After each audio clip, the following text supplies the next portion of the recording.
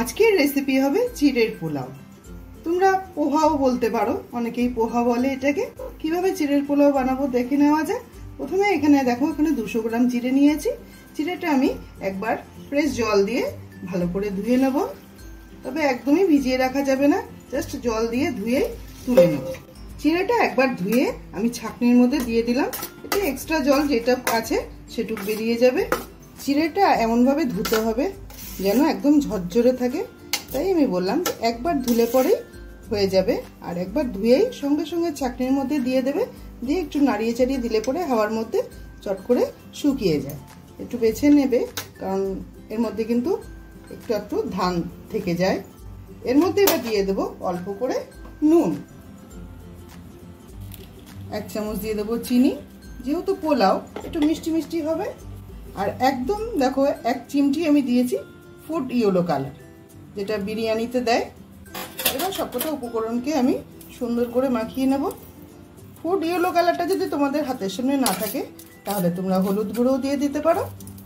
আমি চিড়েটা ধুয়েছি, তোমরা দেখে হয়তো বুঝতে পারছো যে এখনো কিন্তু কতটা ঝরঝরে রয়েছে। দেখো যেভাবে দেখাচ্ছি বন্ধুরা, সেই পদ্ধতিতে যদি তোমরা বানিয়ে নাও, চিড়ের পোলাও অসাধারণ হয় খেতে। টিফিনে কিন্তু একটা হেভি টিফিন হয়ে যায়, বা অনেকে লাঞ্চেও নিয়ে নিতে পারে এটা, বা ব্রেকফাস্টেও নিয়ে নেওয়া যায়, খুব ভালো হয় খেতে। বাচ্চার স্কুলের টিফিনেও কিন্তু দিয়ে দিতে পারো। সব কটা উপকরণ দিয়ে ভালো করে মাখিয়ে নিলাম। একটা কড়াই বসিয়ে দিলাম, কড়াই দিয়ে দেবো সাদা তেল।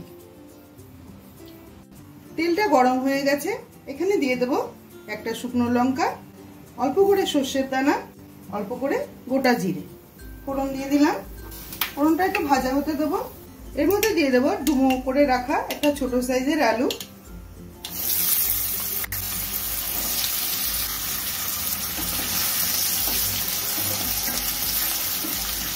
এই একই সাথে দিয়ে দেবো 50 গ্রাম কাঁচা বাদাম।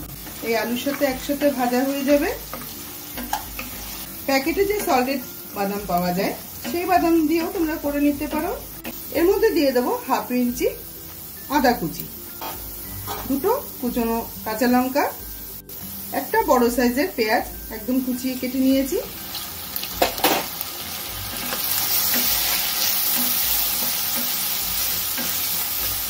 এই সবকটা উপকরণই একটু ভাজা ভাজা করে নেব। এই একই সাথে দিয়ে দেবো কয়েকটা কারি পাতা নিয়েছি, আমি একটুখানি কেচি দিয়ে ছোট ছোট করে কেটে দেবো। এই চিড়ের পোলাওতে এই কারি পাতার ফ্লেভারটা খুব ভালো লাগে। আলুগুলো নরম হয়ে গেছে, পেঁয়াজটাও সফট হয়ে গেছে।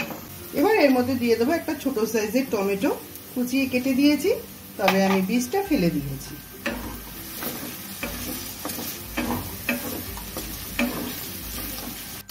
আলু ও পেঁয়াজ সব উপকরণ ভালো করে আমি ভাজা করে নিলাম।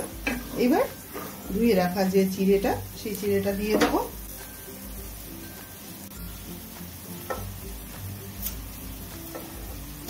রান্নাটা আমার প্রায় কমপ্লিট হয়ে এসছে, তবে নামাবার আগে অল্প করে আমি কাজু আর একটু কিশমিশ দিয়ে দিলাম। আর দিয়ে দেবো একটা 1/2 পাতিলেবুর রস, ফ্রেশ ধনেপাতা কুচিয়ে কেটে দিয়ে দিলাম। ভালো করে নাড়িয়ে দেবো। দেখো এত সুন্দর হয়েছে দেখতে, দেখো একদম ঝুরঝুরা হয়েছে, চিড়েগুলো একদম গলে যায়নি। যে পদ্ধতিতে দেখালাম বন্ধুরা, তোমরা সেই পদ্ধতিতে যদি করে নাও চিড়ের পোলাও, দারুণ হবে খেতে। একটা চিড়েও ভেঙেও যাবে না, আবার গলেও যাবে না। যেহেতু পোলাও রান্না করছি সেহেতু একটু ঘিয়ের গন্ধ না হলে ভালো লাগে না। আমি একদম অল্প পরিমাণেই দিলাম, এই জন্য লাস্টে দিলাম, ঘিয়ের যে ফ্লেভারটা সেটা থেকে যাবে। তোমরা চাইলে আগেও দিয়ে দিতে পারো। ঘিটা দিয়ে আরো একবার ভালো করে নাড়িয়ে দেবো, যেন সমানভাবে ঘিটা মিশে যায় সব চিড়ের সাথে। চিড়ের পোলাও বা পোহা একদম তৈরি। এবার আমি নামিয়ে সার্ভ করব। ভিডিওটা ভালো লাগলে বন্ধুরা অবশ্যই এটা লাইক করে দিও। আর তুমি যদি আমার চ্যানেলে নতুন বন্ধু হয়ে থাকো তাহলে একটা সাবস্ক্রাইব করে দিও।